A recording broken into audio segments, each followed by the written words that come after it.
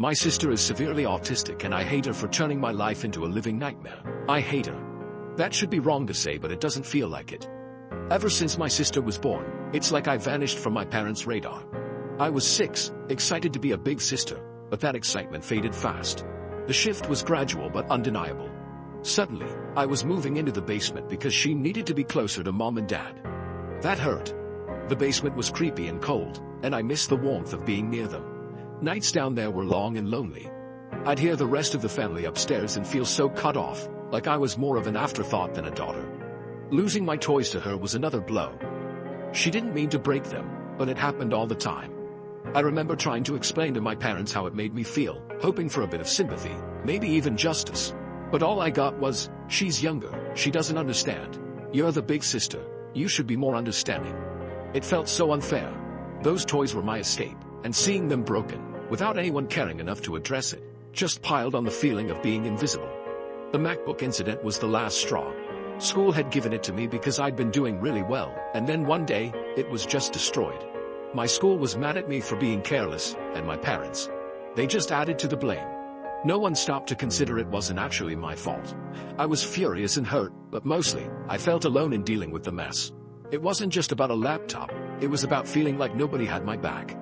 Honestly, trying to balance being a sister and having a life is rough.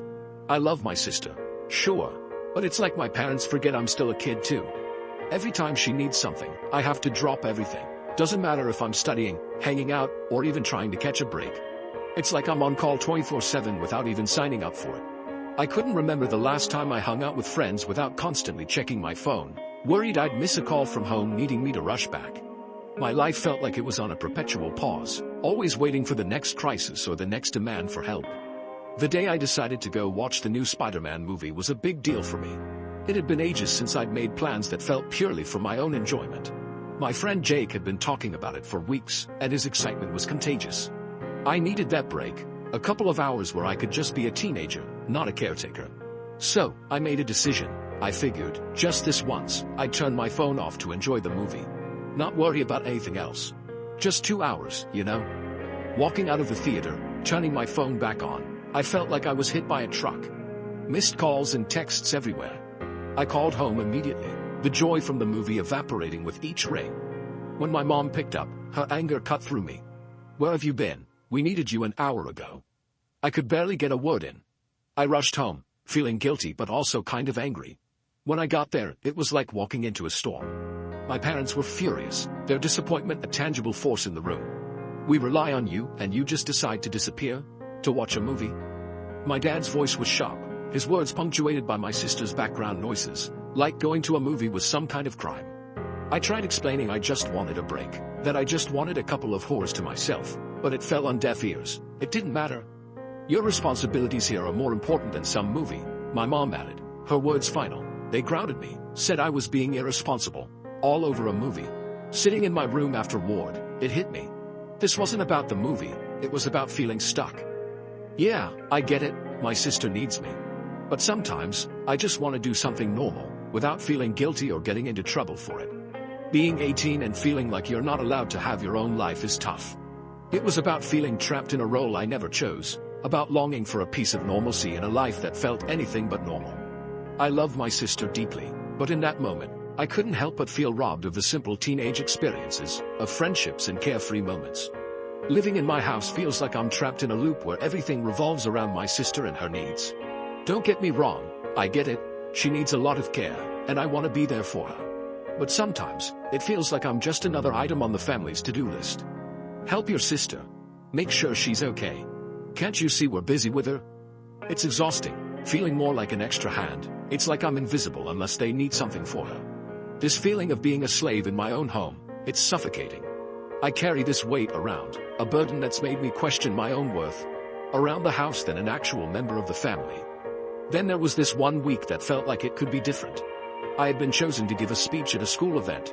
Something about that recognition, it lit a spark in me.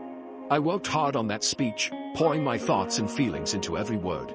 When my parents said they'd be there to watch me, for the first time in a long time, I felt valued. Finally, something about me. I worked on my speech every night, imagining looking into the crowd and seeing my parents there, maybe even catching them smiling proudly. The excitement was like a beacon, a rare light in the usual dimness of my daily life. Like, maybe this time things would be different. But they weren't. They missed it because of something with my sister. Once again they blamed it on my sister. Standing there, about to start my speech, and not seeing them crushed me. I pushed through, voice shaky and hands trembling. I cried, not just for the speech, but for all the times I felt sidelined. Yeah, I made it through, and people clapped, but it felt empty. The whole walk home, I couldn't stop the tears. It's not like I wanted to make a big deal about them missing the speech, but it just hit hard. It felt like a reminder that no matter what happens with me, it'll always be secondary. And walking home, all I could think was how this pattern seems like it's never going to end. Talking about colleges with my dad was something I'd been looking forward to. It started off pretty normal. I was actually excited, you know? For once, it felt like we were focusing on my future, on something that was about me. I was getting into the idea, thinking maybe college was my chance to get out and do my own thing, away from all the chaos at home. We were looking at some brochures, talking majors and campuses. It was the closest to dreaming I'd gotten in a long time. Then my dad made that joke. Something about picking a high-paying major so I'd be set to take care of my sister when they're gone. He laughed, thinking it was just a light-hearted comment, I guess. But it hit me hard. All my bottled-up feelings just exploded. I lost it. I couldn't hold it in anymore.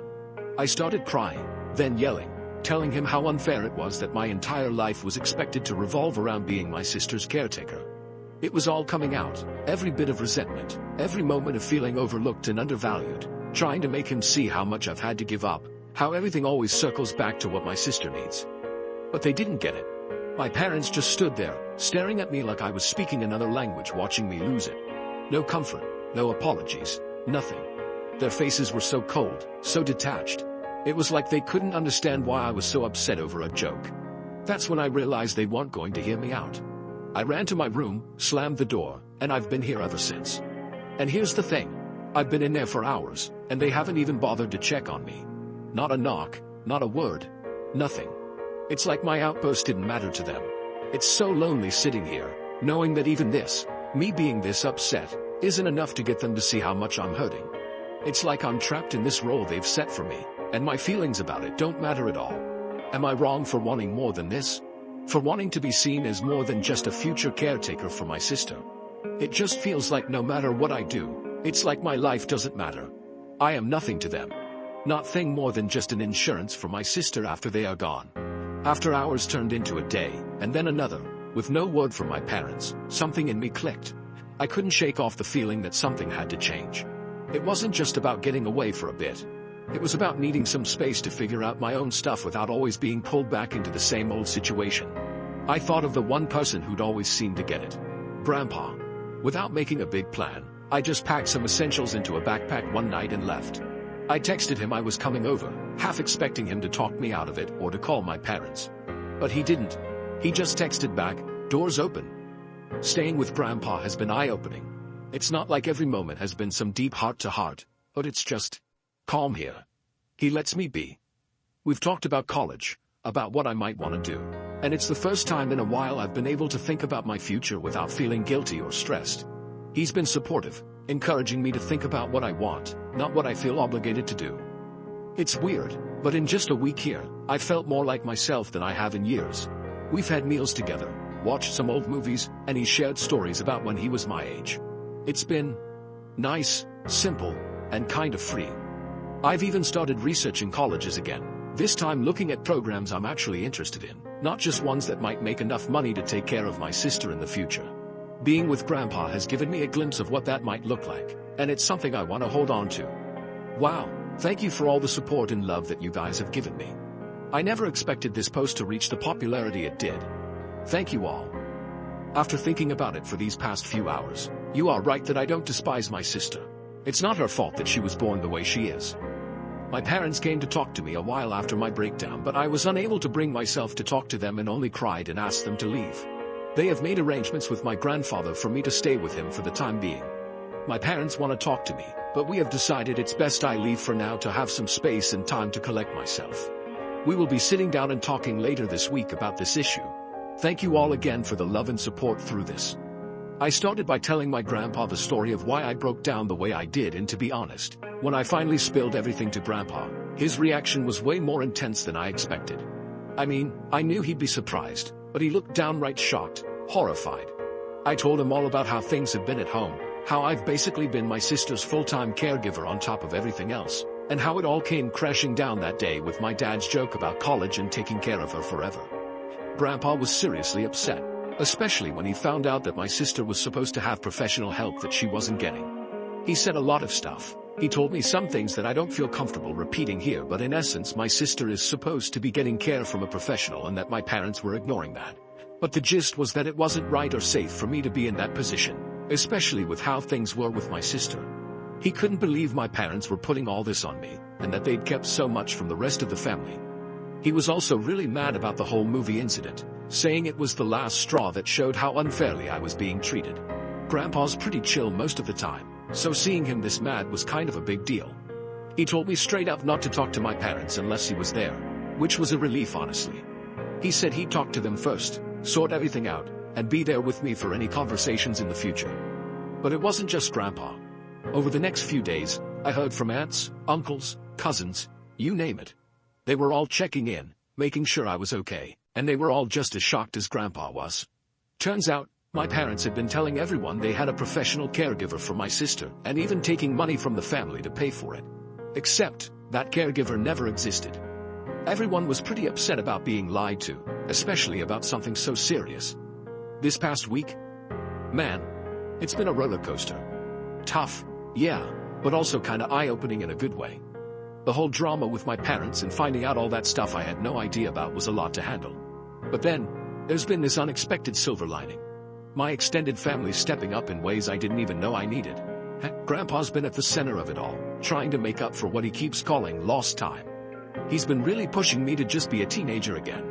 It's weird but nice, getting nudged to hang out with my friends more, or just chill and do whatever I feel like, stuff I haven't really done in, well, forever. It's like he's on this mission to help me reclaim parts of my life I didn't even realize I was missing out on. And it's not just him. My aunts and uncles have been amazing too. They've been around a lot this week, checking in, bringing over food, just talking and actually listening. It's like they're making this massive effort to show they care, to make sure I don't feel alone in this whole mess. It's pretty overwhelming, but in the best way possible.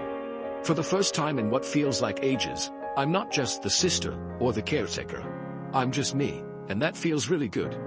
The talk with my parents on Saturday night. Disaster doesn't even cover it. I went in hoping maybe, just maybe, we could start fixing things. Instead, it fell apart even more. They actually admitted to a bunch of stuff so messed up I can't even bring myself to type it out here. But the kicker? Not a single sorry came out of their mouths. Instead, they doubled down, saying I was pretty much born to be my sister's caretaker. Yeah, my dad actually said that, like my whole purpose was just about taking care of her. I couldn't keep it together. All the stuff I'd found out, all the support I'd been getting from the rest of the family, it all just bubbled up.